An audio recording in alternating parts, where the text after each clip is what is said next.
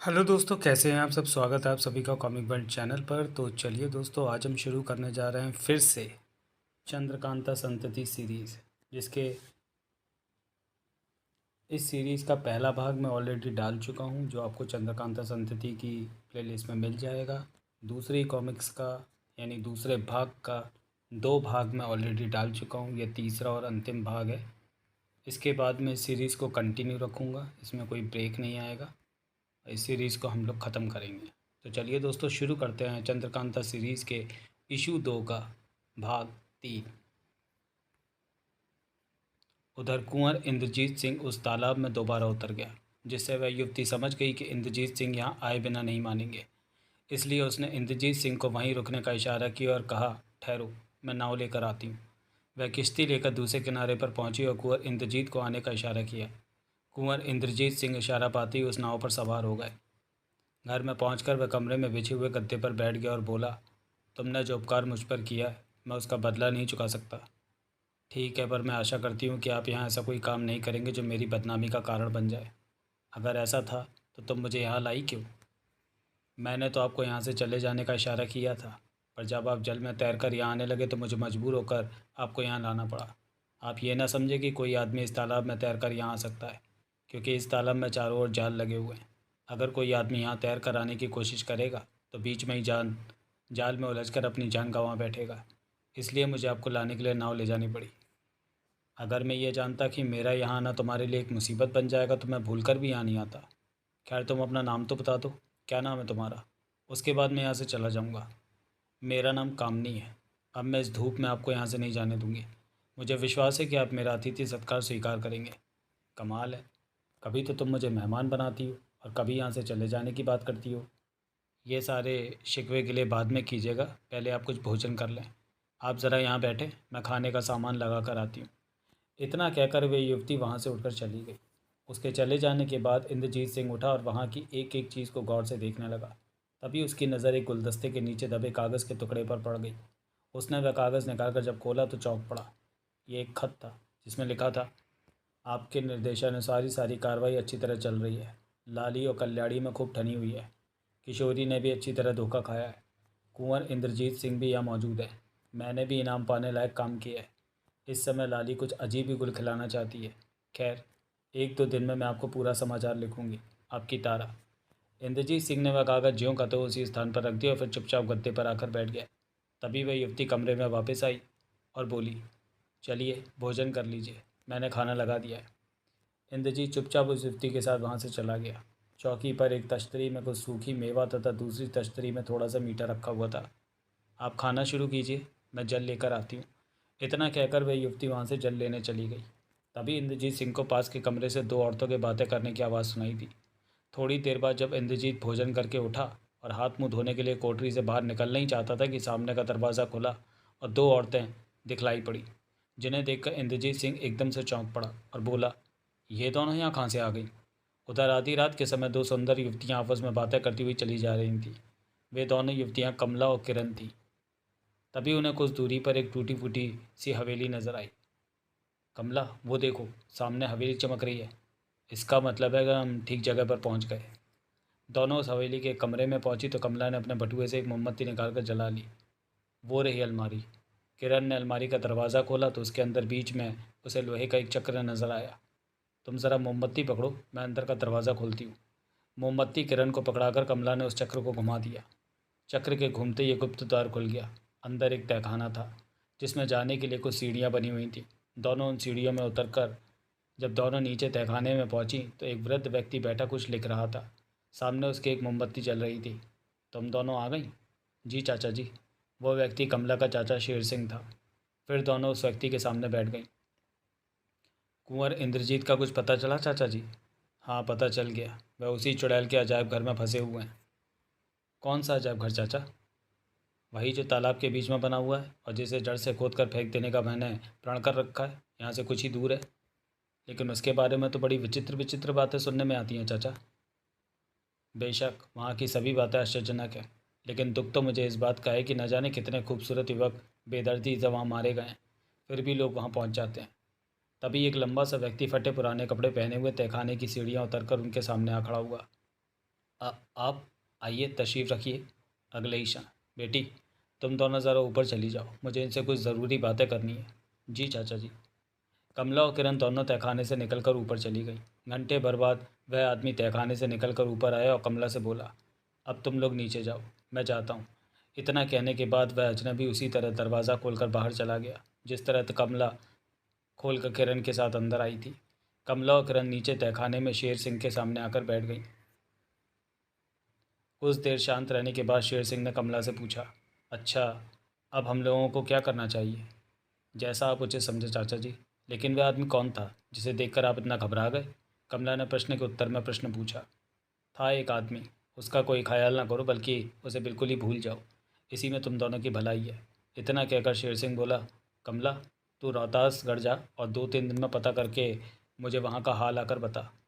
ठीक है, मैं रोहतासगढ़ चली जाती हूँ, मगर इस किरण का क्या होगा चाचा जी? तो इसकी चिंता मत कर, मैं इसे अपने साथ ले जाता हूँ और अपने एक दोस्त के पास छोड़ दूँगा। वहाँ ये बड़े आराम से रहेगी। थोड़े दिन बाद जब सब ठीक हो जाएगा तब जाकर इसे ले आऊँगा। ठीक है। इतना कहकर कमला अपने चाचा और किरण के साथ उस हवेली से बाहर निकली। तब शेर सिंह बोला, अच्छा कमला, तू अब जा, रात काफ़ी बीत चुकी है। हाँ, अगर मुझसे मिलना हो तो इसी स्थान पर आना, मैं यहीं मिलूँगा। इतना कहकर शेर सिंह किरण को साथ लेकर एक ओर चला गया। कमला रोहतासगढ़ की दिशा में बढ़ गई। अगला दृश्य, रोहतासगढ़ के किले के दाहिने तरफ के जंगल में आधी रात के समय 3 नकाबपोश काला लवादा पहने हुए घूम रहे थे। वे न जाने किसकी खोज में यहाँ आए हैं। उन तीनों नकाबपोशों में से एक आनंद सिंह, दूसरा भैरव सिंह तथा तीसरा तारा सिंह था। ये तीनों नकाबपोश घूमते घामते एक छोटी सी चारदीवारी के पास पहुँचे। शायद यही चारदीवारी है, आनंद सिंह ने कहा। बेशक यही है, वो देखिए फाटक पर हड्डियों का ढेर लगा हुआ है। भैरव सिंह बोला, तो फिर चलो अंदर, जो होगा देखा जाएगा। तारा सिंह ने उन दोनों का अंदर घुसने के लिए उकसाया। तभी भैरव सिंह के कान पत्तों की खड़खड़ाहट सुनकर खड़े हो गए। वह चौंक कर बोला, जरा ठहरो, पत्तों की खड़खड़ाहट के से मालूम होता है कि कोई आदमी इसी तरफ आ रहा है। हाँ ठीक तो है, हम लोगों को छिपकर देखना चाहिए कि वह आदमी कौन है और इतनी रात गए इस तरफ क्यों आ रहा है, आनंद सिंह ने सलाह दी। वे तीनों जल्दी से एक पेड़ की ओट में जाकर खड़े हो गए और ध्यान से उस तरफ देखने लगे। कुछ क्षण बाद उन्होंने देखा कि सफ़ेद कपड़े पहने एक औरत उधर ही चली आ रही थी। वह औरत पहले तो फाटक पर रुकी और फिर चारों तरफ सावधानी से देखने के बाद उस फाटक के अंदर घुस गई। यह देखकर भैरव सिंह ने कहा, आप दोनों इसी जगह ठहरिए, मैं उस औरत के पीछे जाकर देखता हूँ कि वो कहाँ जाती है और क्या करती है। इतना कहकर भैरव सिंह उस औरत का पीछा करता हुआ फाटक के अंदर घुस गया। फाटक के अंदर घुसते ही भैरव सिंह को वह औरत एक संगमरमर की कब्र पर खड़ी दिखलाई दी और फिर देखते ही देखते एकाएक वहाँ से गायब हो गई। यह देखकर भैरव सिंह वापस लौट आया और बोला, वो औरत तो वहीं चली गई जहाँ हम लोग जाना चाहते हैं। तो फिर हम लोग भी चलते हैं, अगर वह रास्ते में मिल भी गई तो अकेली औरत हमारा क्या बिगाड़ लेगी, आनंद सिंह ने कहा। वे तीनों नकाबपोश भी फाटक के अंदर घुसकर उस संगमरमर की कब्र पर जाकर खड़े हो गए। भैरव सिंह उस कब्र को हाथों से टटोलने लगा। ये क्या कर रहे हो भैरव सिंह? सुरंग का दरवाज़ा खोज रहा हूँ, वो औरत भी यहाँ खड़ी खड़ी गायब हो गई थी। तभी एक खटके के साथ कब्र का एक पत्थर अलग हट गया और सुरंग का दरवाज़ा साफ दिखलाई पड़ने लगा। वे तीनों सुरंग में घुस गए। सुरंग के दूसरी ओर एक दरवाज़ा था जिसे खोलकर तीनों ने बाहर झाँका तो बाहर मैदान में 2 मशालें जलती हुई नजर आईं, जिसकी रोशनी में चांदी की एक कुर्सी पर काले पत्थर की भयानक मूर्ति रखी हुई दिखाई दी और 2 जल्लाद हाथ में खड्ग लिए खड़े थे। मूर्ति के सामने तीनों युवतियां रस्सी से बंधी हुई पड़ी थीं और उनके चारों ओर अजीब सी वेशभूषा में कुछ लोग खड़े हुए थे। अरे वो तो किशोरी है, लेकिन इन राक्षसों के जाल में कैसे फंस गई? किशोरी? हाँ किशोरी ही है, बेचारी रो रही है। अन्य 2 युवतियों को ये लोग पहचानते नहीं थे। तभी 2 व्यक्ति एक युवती को पकड़कर मूर्ति के सामने ले गए। चलो अपना सिर झुकाओ देवता के आगे। जैसे ही उस युवती ने काली मूर्ति के आगे अपना सिर झुकाया कि जल्लाद ने खटक मारकर उसका सिर अलग कर दिया। खचा! नहीं! वह देखकर वे तीनों नागापोश अपने खंजर लेकर मैदान में कूद पड़े। मारो इन जालिमों को! तभी पीछे से कई आदमियों ने आकर तीनों नकाबपोशों को पकड़ लिया। यही हैं वे, पहले इन्हें इन्हीं तीनों की बलि देनी चाहिए। उफ, ये तो बुरे फंसे। उधर लाली किशोरी के साथ जब उस अजायब घर में घुसी तो कई आदमी उस सेंध लगी छत पर चढ़ाए और जोर से चिल्लाने लगे, पकड़ो पकड़ो उन्हें, देखो बचकर जाने न पाए। उन लोगों की ये आवाज़ सुनकर किशोरी डर गई। लाली बोली, आप डरिए नहीं राजकुमारी जी, वे लोग हमारा कुछ नहीं बिगाड़ सकते। लाली और किशोरी नीचे उतरकर एक छोटी सी कोठरी में पहुंची जिसमें 3 दरवाजे थे। एक दरवाज़ा सदर का था, दूसरा खुला हुआ था और तीसरा दरवाज़ा तंग व छोटा था जिसका ताला किवाड़ों के अंदर ही गुप्त रूप से जुड़ा हुआ था। लाली ने अपनी ताली से उस दरवाजे को खोला और अंदर घुसकर फिर उसी ताली से लाली ने दरवाजे को अंदर से बंद कर दिया और कहा, अब कोई डर नहीं है। फिर वे दोनों एक अंधेरे कमरे में पहुंची। लाली ने जल्दी से अपनी पोटली खोली और एक मोमबत्ती निकाल कर जला ली। उस कोठरी की दीवारें चिकने पत्थर की थी। लाली उन पत्थरों पर हाथ फिराकर उस कोठरी से बाहर निकलने का रास्ता खोजने लगी। तभी लाली की नज़र कोठरी के फर्श में बने दरवाजे पर चली गई और तब लाली जल्दी से किशोरी के साथ उस सुरंग में घुस गई। ये दोनों उस सुरंग में लगभग 100 कदम ही आगे बढ़ी होंगी कि तभी इनके कानों में किसी नारी का दुख भरा स्वर टकराया। उफ, एक ही दफ़ा में काट डाल दुष्ट, इतना दुख क्यों दे रहा है। ये आवाज़ सुनकर किशोरी कांप उठी। उसने लाली से कहा, यह आवाज़ कैसी है लाली? शायद किसी औरत की मालूम होती है। हाँ, आवाज़ तो किसी औरत की ही लगती है। इतना कहकर लाली ने अपनी कमर में लगा हुआ छुरा निकालकर किशोरी को दे दिया और कहा, लीजिए, ये छुरा अपने पास रख लीजिए। छुरा हाथ में आ जाने के बाद किशोरी की हिम्मत बढ़ गई और बोली, अब चलो, आगे बढ़ो। छुरा हाथ में है और ईश्वर हमारा मददगार है। और वे दोनों फिर आगे बढ़ गईं। 20-25 कदम चलने के बाद वे दोनों सुरंग से निकलकर एक दालान में पहुंची। वहां पर एक बड़ा चिराग जल रहा था, जिसकी रोशनी में वहां की हर एक चीज़ साफ दिखाई दे रही थी।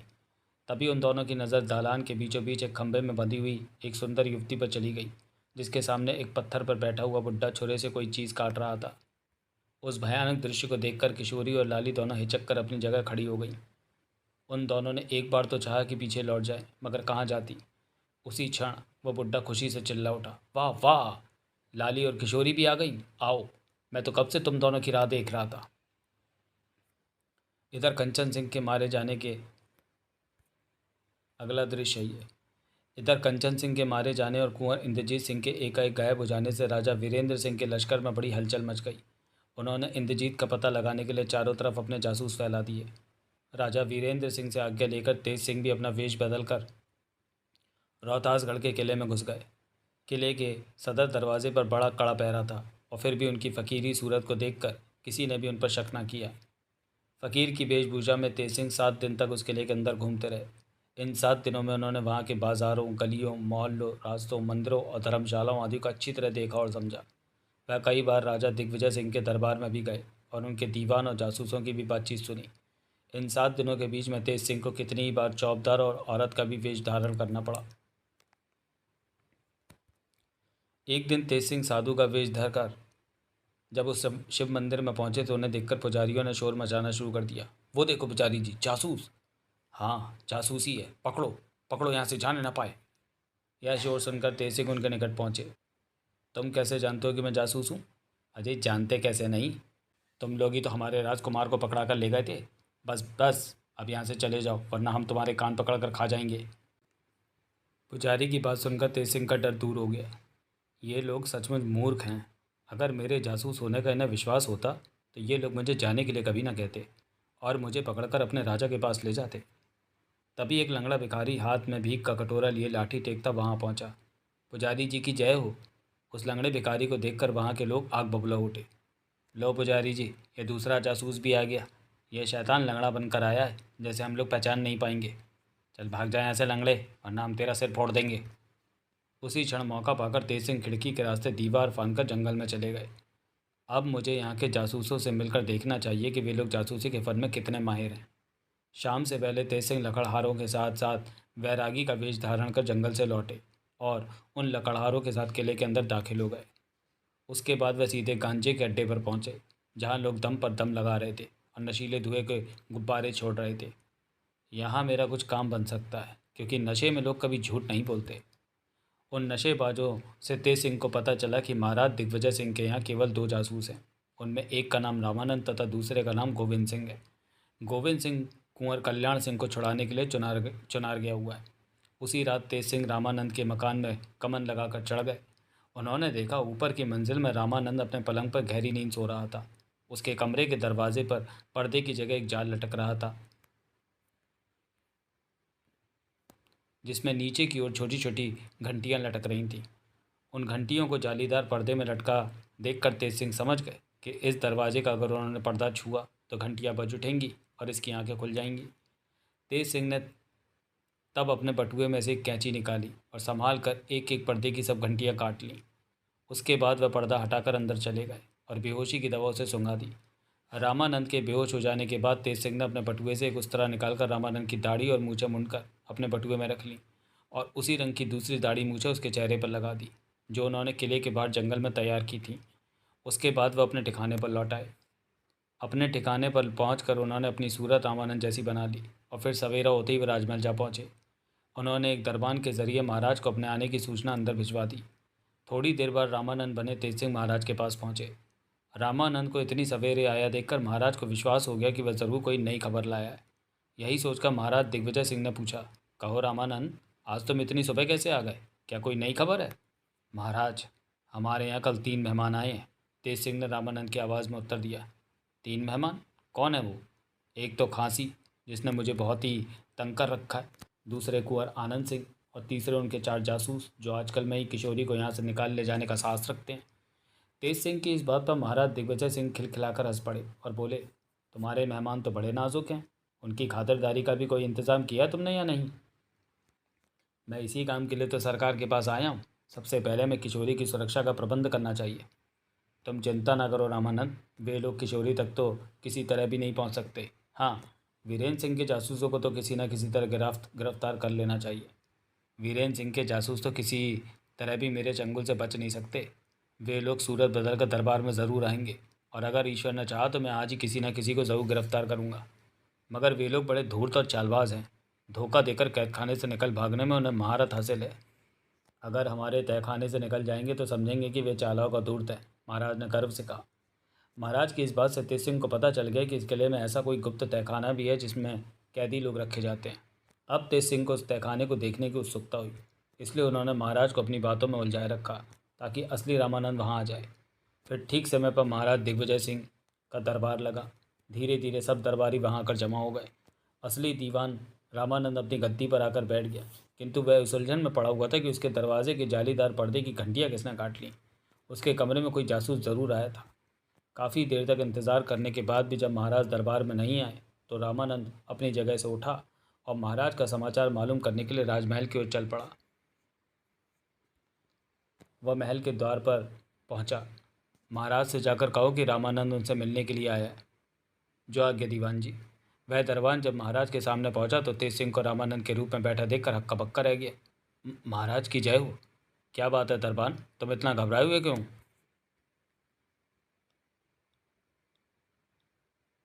हाँ हाँ, बोलो, क्या कहना चाहते हो? क्षमा करें महाराज, मैं ये सूचना देते हुए डर रहा हूँ कि दीवान साहब महल के दरवाजे पर खड़े हैं और आपसे मिलना चाहते हैं। यह सुनकर महाराज जी चक्कर में पड़ गए। रामानंद, यह मामला क्या है दीवान जी? मामला तो साफ है महाराज, लगता है कोई जासूस मेरी शक्ल बनाकर आपको धोखा देने आया है, इसलिए आप मुझे ज़रा छिप जाने दें, फिर देखें मैं क्या तमाशा दिखाता हूँ। अगले ही क्षण तेज सिंह पास के खंभे की ओट में छिप गए और दरबान रामानंद को बुलाने के लिए चला गया। थोड़ी देर बाद असली रामानंद महाराज के सामने उपस्थित था। महाराज की जय हो। हैं, ये बहरूपिया कौन है? सचमुच कोई जासूस लगता है। तभी तेज सिंह खंभे की ओर से बाहर निकल आए। नमस्ते दीवान जी। कौन हो तुम? अगले ही क्षण तेज सिंह ने रामानंद की नकली दाढ़ी मूछें अपने हाथ से खींच ली। ये देखिए महाराज, इस बहरूपे की नकली दाढ़ी मूछ। तेज सिंह के इस तमाशे ने रामानंद को पागल बना दिया और वह अपना खंजर निकालकर तेज सिंह के ऊपर झपट पड़ा। ठहर, मैं तुझे अभी बताता हूँ, झूठा मक्कार दगाबाज। तभी महाराज ने रामानंद के खंजर वाले हाथ को कसकर पकड़ लिया और एक घूंसा उसके मुंह पर जड़ दिया। टिशू। तेज सिंह ने फिर रामानंद को बोलने का अवसर नहीं दिया। उसने जल्दी से दवा सुंघाकर रामानंद को बेहोश कर दिया। अरे, तुमने इसे बेहोश क्यों कर दिया दीवान जी? क्षमा करें महाराज, गुस्से भरा और जाल में फंसा जासूस बहुत ही खतरनाक हो जाता है, इसलिए मैंने इसे बेहोश कर दिया। चलो अच्छा किया। तुम अब ये चाबी लो और इसे तहखाने में ले जाकर दारोगा के सुपुर्द कर दो। ये तो बड़ी मुश्किल हो गई। मैं तहखाने की ताली लेकर कहाँ जाऊँ? मुझे क्या पता वो कहाँ है और वहाँ का दारोगा कौन है? कुछ क्षण सोचने के बाद तेज सिंह ने महाराज से प्रार्थना की, महाराज, अगर आप भी साथ चले तो अच्छा रहेगा, क्योंकि दारोगा जी इस पाजी को और मुझे देखकर कहीं घबरा ना जाएं और फिर यह मक्कार अगर कहीं होश में आ गया तो ज़रूर कोई बखेड़ा खड़ा कर देगा। अच्छा, तो चलो, हम भी तुम्हारे साथ चलते हैं। इतना कहकर महाराज दिग्विजय सिंह ने अपनी कलमदान में से चाबी निकाली और एक जलती लालटेन लेकर अपने शयनगार की ओर चल पड़े। तेज सिंह भी रामानंद को एक गठरी की तरह अपनी पीठ पर लाद कर महाराज के पीछे पीछे चलता रहा। महाराज ने अपने शयनगार में पहुंचकर दीवार में जड़ी एक अलमारी को खोला और उस दरवाजे से होते हुए एक तहखाने में पहुंच गए, जहां एक बूढ़ा आदमी छोटी सी गद्दी लगाए बैठा था। वह महाराज को देखते ही उठ खड़ा हुआ। दरोगा जी, देखिए आज रामानंद ने दुश्मन के एक जासूस को कैसा फांसा है। इसे अपनी कड़ी हिफाजत में रखिएगा, महाराज बोले। आप चिंता ना करें महाराज, दारोगा ने कहा। तब तेज सिंह ने गठरी को उतार कर जैसे ही खोला, वह बूढ़ा दारोगा हैरान होकर पीछे हट गया और आश्चर्य से बोला, तो क्या ये दीवान जी का भेष बनाकर आया था महाराज? जी हाँ, इसने मुझे ही फालतू समझा था। इतना कहकर तेज सिंह महाराज से बोले, यदि महाराज की आज्ञा हो तो मैं यहाँ ठहर जाऊँ और इस मक्कार धोखेबाज को होश में लाकर अपने मतलब की बात का पता लगाता हूँ। ठीक है दीवान जी, मैं चलता हूँ और अपनी ताली ले जाता हूँ। तुम दूसरे रास्ते से दरोगा जी के साथ आ जाना। इतना कहकर महाराज वहाँ से चले गए। फिर थोड़ी देर दारोगा से बातचीत करने के बाद तेज सिंह अपनी जगह से उठे और उसके बाद वह रामानंद के पास पहुँचे और अपनी जेब में हाथ डालकर लखलखे का डिब्बा खोजने के बहाने चौंक पड़े। बोले, उफ, लखलखे का डिब्बा तो हम दीवान खाने में ही भूला है। अब क्या किया जाए? सरकार, लखलखे की डिबिया तो मेरे पास भी है, अगर आज्ञा हो तो लाऊं? दारोगा ने पूछा। ले आइए, मगर आपके लखलखे से होश में आने वाला नहीं। वह दारोगा लखलखे की डिबिया लेने चला गया। उसके जाते ही तेज सिंह ने एक दूसरी डिब्बी से दवाई निकालकर रामानंद की नाक में चढ़ा दी और फिर इत्मीनान से अपनी जगह बैठ गए। तभी वह दारोगा लखलखे की डिबिया लेकर वहाँ पहुँचा। तब तेज सिंह ने कहा, आप ही इसे सुंघाइए। दारोगा ने दीवान जी का आदेश पाते ही लखलखे की डिबिया खोलकर रामानंद की नाक से लगा दी, लेकिन उस पर कोई असर न हुआ। तब तेज सिंह ने कहा, आप बेकार में मेहनत कर रहे हैं दारोगा जी, इसे यूं ही पड़ा रहने दीजिए और महाराज के पास चलते हैं। जैसी आपकी आज्ञा दीवान जी। इतना कहकर दारोगा ने रोजनामचे की किताब बगल में दवाई तथा चाबी का गुच्छा और लालटेन लेकर वह तेज सिंह के साथ चल पड़ा। एक कोठरी में घुसकर दारोगा जी एक सुरंग में पहुंचे। फिर काफ़ी दूर चलने के बाद उनका सिर छत से लगने लगा तो दारोगा जी ने एक सुराख में ताली लगाई और खटका दबाया। एक पत्थर का टुकड़ा उस छत से अलग हो गया और वे दोनों बाहर निकले तो तेज सिंह ने देखा कि वह कोई कब्रिस्तान या बाहर निकलने के बाद कब्रिस्तान था। बाहर निकलने के बाद तेज सिंह ने मुंह बिगाड़कर दारोगा से कहा, दारोगा जी, आप बड़े जूताखोर हैं। मैंने ऐसा क्या कसूर किया है जो आप मुझे गाली दे रहे हैं दीवान जी? ऐसा तो पहले कभी नहीं हुआ था। दारोगा आश्चर्य से तेज सिंह को घूरता हुआ बोला, क्यों बे जूताखोर, तेरी ये मजाल कि तू मुझे आंखें दिखाए? मैं भी तेरे दोनों कान पकड़कर उखाड़ दूंगा। उफ, ऐसी बेइज्जती तो महाराज ने भी मेरी कभी नहीं की जो आप कर रहे हैं दीवान जी। उसी क्षण तेज सिंह ने ज़बरदस्ती उसे बेहोशी की दवा सुंघाकर बेहोश कर दिया और फिर उसे एक गठरी में बांधकर वह अपने लश्कर की ओर तेजी से चल पड़े। लश्कर पहुंचकर तेज सिंह ने अपनी पीठ पर लदी गठरी राजा वीरेंद्र सिंह के सामने पटक दी। ये कौन है तेज? रोहतासगढ़ के गुप्त तहखाने का बूढ़ा दरोगा है महाराज। अगले ही क्षण, महाराज, मुझे अभी वापस लौटना होगा और इसके लिए मुझे 3 जासूस चाहिए। तो फिर ले जाओ उन्हें जिन्हें तुम ले जाना चाहो। उसी समय तेज सिंह, भैरव सिंह, तारा सिंह और जगन्नाथ ज्योतिषी के साथ वहाँ से चल पड़ा। कब्रिस्तान में पहुंचकर तेज सिंह ने भैरव सिंह और तारा सिंह को वहाँ का रास्ता दिखाकर वापस लौटा दिया। अब तुमने रास्ता देख ही लिया, तुम जाओ और आनंद सिंह को लेकर आना। जी पिताजी। उन दोनों के लौट जाने के बाद तेज सिंह ने रामानंद का वेश बनाया और जगन्नाथ ज्योतिषी को बूढ़े दारोगा के वेश में तहखाने के अंदर ले गए। तहखाने में पहुंचकर तेज सिंह ने जगन्नाथ को दारोगा के वेश में गद्दी पर लिटा दिया। जब महाराज आएँ तो तुम हाय हाय करके चिल्लाना शुरू कर देना। तभी एक कोठरी से उन्हें खटके की आवाज़ सुनाई दी। शायद महाराज आ रहे हैं, तुम शुरू हो जाओ। हाय मरा। अगले ही क्षण महाराज ने तहखाने में प्रवेश किया। रामानंद, हम तुम दोनों को अपने पास आने के लिए हुक्म दे गए थे, फिर क्यों नहीं आए? अरे, इस दारोगा को क्या हुआ जो हाय हाय कर रहा है? महाराज, इसी के कारण तो मैं नहीं आ पाया। एकाएक इसके पेट में दर्द उठ खड़ा हुआ और मैं यहाँ रुकने पर मजबूर हो गया। उस मक्कार का कुछ हाल मालूम हुआ? अभी तो उसने कुछ नहीं बताया महाराज, वैसे 1-2 दिन में ज़रूर पता चल जाएगा। ठीक है, मैं चलता हूँ, तुम अपना काम खत्म करके घर चले जाना। जो आज्ञा महाराज। उसके बाद महाराज उस तहखाने से चले गए। महाराज के चले जाने के बाद तेज सिंह भी तहखाने से बाहर निकले और शहर में गश्त देने के बहाने अपनी कोठरी में चले गए। 2 घंटे बाद वह अपनी कोठरी से निकलकर राजमहल जा पहुँचे और महाराज से बोले, महाराज, मैं एक ज़रूरी खबर देने के लिए आपके पास आया हूँ। मुझे अभी अभी पता चला है कि मेरी गिरफ्तारी के लिए वीरेंद्र सिंह के कई जासूस यहाँ आए हुए हैं। अगर रात भर में उनके हाथ से बच गया तो कल सुबह आकर मैं आपके दर्शन करूँगा, और यदि फंस गया तो ईश्वर मालिक है। उसके बाद तेज सिंह अपने लश्कर की ओर लौट पड़े। सवेरे जब दरबार में रामानंद न आए तो महाराज दिग्विजय सिंह ने समझ लिया कि वह ज़रूर वीरेंद्र सिंह के जासूसों के हाथ में पड़ गए।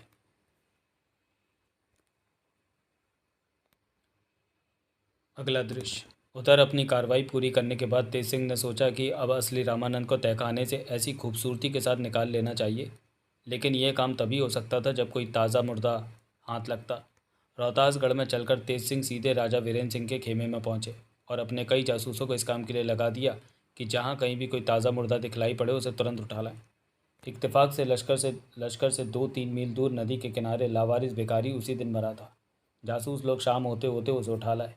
उस मुर्दे की खबर मिलते ही तेज सिंह भैरव सिंह को साथ लेकर उस मुर्दे के पास पहुंचे और अपनी कार्रवाई शुरू कर दी। तेज सिंह ने उस मुर्दे को ठीक रामानंद की शक्ल का बनाया और भैरव सिंह की मदद से उठाकर रोहतासगढ़ के तहखाने में ले गए और तहखाने के दारोगा जगन्नाथ ज्योतिषी को सौंपकर असली रामानंद को वहां से अपने लश्कर में उठा लाए।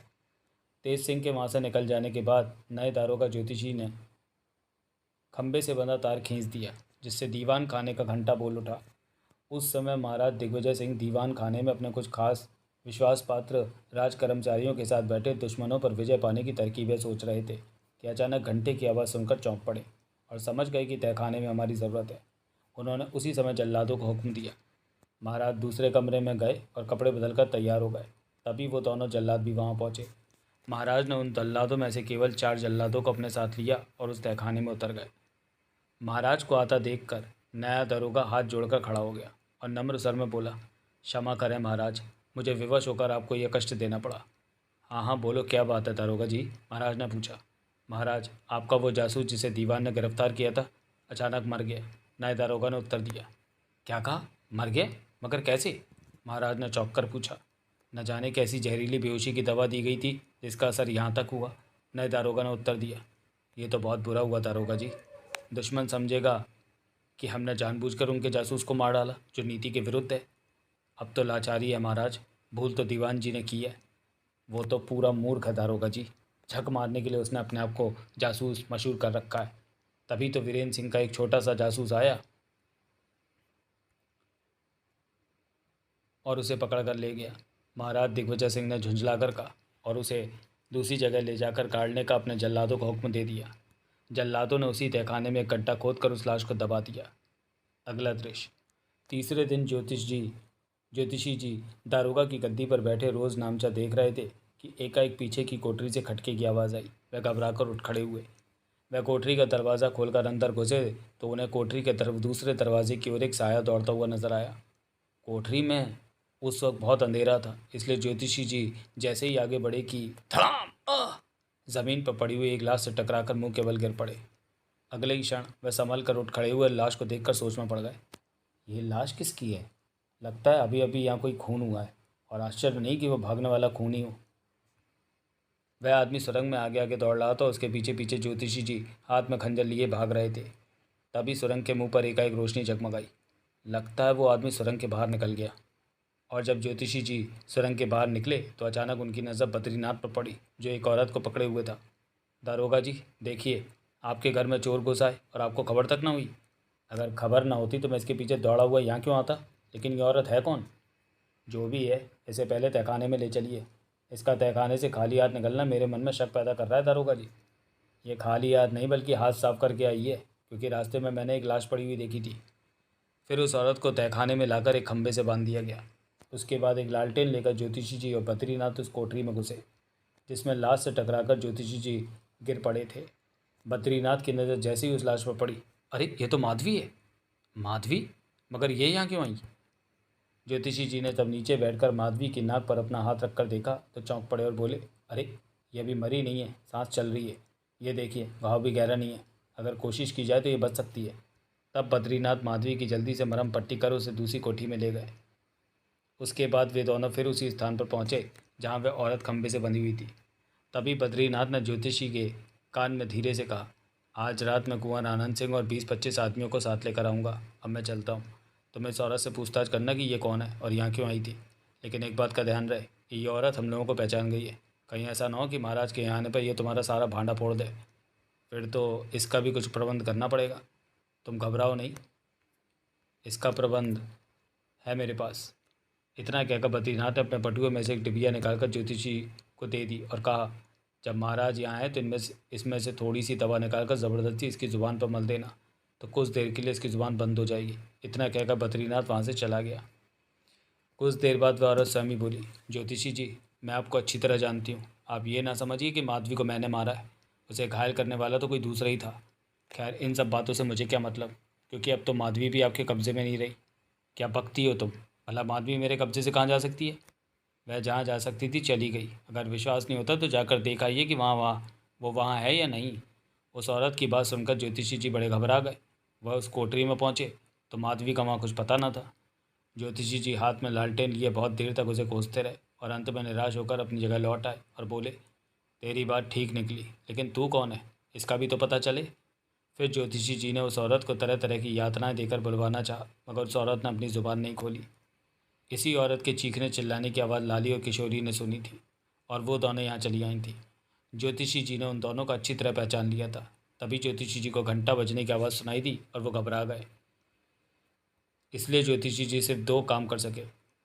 एक तो ये कि किशोरी और लाली की तरफ देखकर वो बोले, मुझे बड़ा अफसोस है कि अगर कुछ देर का भी समय मुझे मिलता तो मैं तुम लोगों को यहाँ से बाहर निकाल ले जाता। दूसरा काम उन्होंने ये किया कि उस औरत के मुंह में उन्होंने वह दवा लगा दी जिससे वह महाराज के सामने अपनी ज़ुबान न खोल सके। तभी कुछ मशालचियों और जल्लादों को लेकर महाराज दिग्विजय सिंह वहाँ पहुँचे। उन्होंने दारोगा से पूछा, क्या इस तहखाने में किशोरी और लाली आई हैं दारोगा जी? जी नहीं महाराज, दारोगा जी ने उत्तर दिया। और यह औरत कौन है जो तुमने खंभे से बांध रखी है? महाराज ने उस औरत की तरफ इशारा करते हुए आश्चर्य से पूछा। मालूम नहीं सरकार ये कौन है और यहाँ क्यों आई है। मैंने इसी तहखाने में इसे गिरफ्तार किया था महाराज, दारोगा जी ने उत्तर दिया। खैर किशोरी और लाली के साथ इसे भी भूतनाथ पर चढ़ा देना, क्योंकि वहाँ का ये नियम है कि इस रोज़नामचे में लिखे लोगों के अलावा अगर कोई दूसरा इस तहखाने को देख ले तो उसकी तुरंत बलि दे देनी चाहिए। महाराज ने आज्ञा दी। तब सब लोग किशोरी और लाली को खोजने लगे। तलाश करो उन दोनों को, वो इस तहखाने से बाहर नहीं जा सकती, यहीं कहीं छिपी होंगी। जो आज्ञा महाराज। यह देखकर ज्योतिषी घबरा गए और ईश्वर से प्रार्थना करने लगे, हे भगवान, इस समय हमारे कुंवर आनंद सिंह और जासूसों को जल्दी भेज दे तो किशोरी की जान बच जाएगी, वरना। उधर जल्लादों ने किशोरी और लाली को एक अंधेरी कोठरी में जाकर पकड़ लिया। वो देखो दोनों छिपी हुई हैं, पकड़ लो दोनों को। अगले ही क्षण उन दोनों को रस्सियों से बांधकर महाराज के सामने पेश किया गया। ले जाओ इन औरतों को और भूतनाथ की बलि चढ़ा दो। जो आज्ञा महाराज। फिर तीनों औरतों को बांधकर पत्थर की काली मूर्ति के सामने ले जाया गया।